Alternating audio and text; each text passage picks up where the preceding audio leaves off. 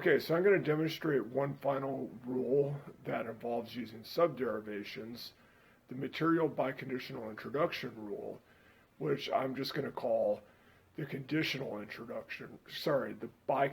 introduction rule. Now, the biconditional introduction rule, you can think of it as being equivalent to the use of two conditional introduction rules back to back. And the reason for that is that P biconditional R, which we normally just say as P is equivalent to R, is the same as saying if P then R and if R then P. So these are the same, and that kind of illustrates why you would go about deriving this by using two instances of the conditional introduction rule back to back. So I'm going to go ahead and illustrate how this is done using this example.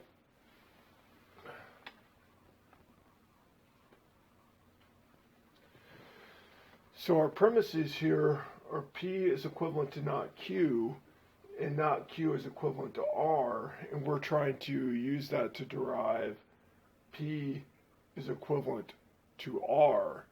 And this argument, it might be slightly misleading in that these premises both involve biconditionals. It doesn't have to be the case that your premises or your assumptions involve biconditionals in order to derive a biconditional. That's just kind of a coincidence of this argument that I chose as an example. But this does illustrate a kind of important property that the biconditional has, and a lot of connectives have, which is something that we all kind of intuitively know when we reason about them, which is called transitivity. And transitivity, for example, equality, which is not part of this system of logic, but like equality in mathematics is transitive. For example, if x is equal to y and y is equal to z, then x is equal to z as well. And that's something everyone kind of intuitively knows before they take a logic class. And here we're going to make use of the fact that the biconditional also has this quality of transitivity in order to do this derivation.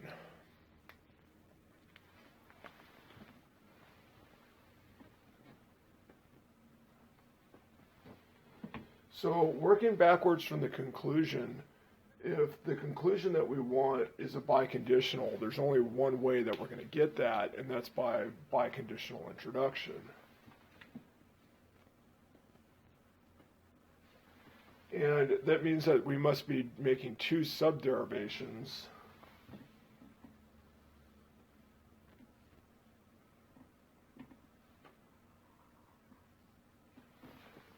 One that begins with P and ends with R.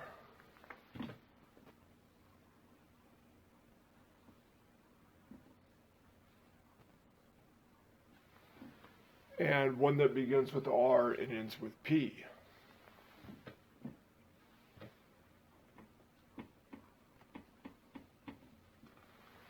So P is an assumption for purposes of biconditional introduction. And how can we go about getting R? Well, if we have P, then we also have not Q by biconditional elimination.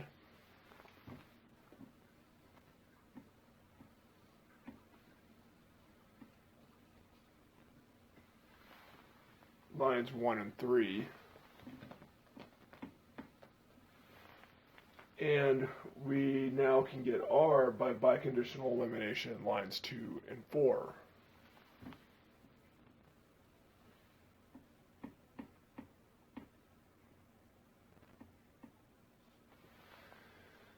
And in this subderivation, our reasoning is going to be exactly the same, okay?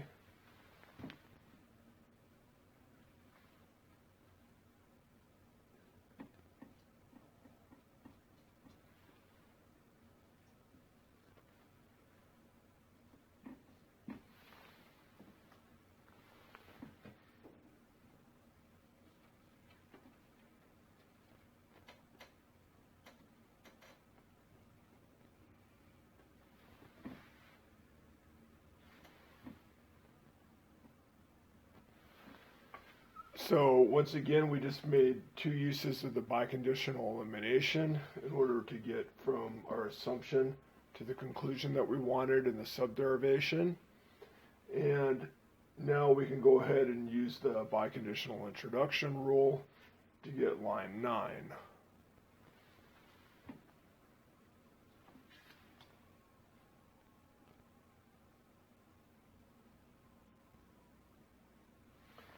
And again, we cite the line numbers of the subderivations, 3 through 5 and 6 through 8.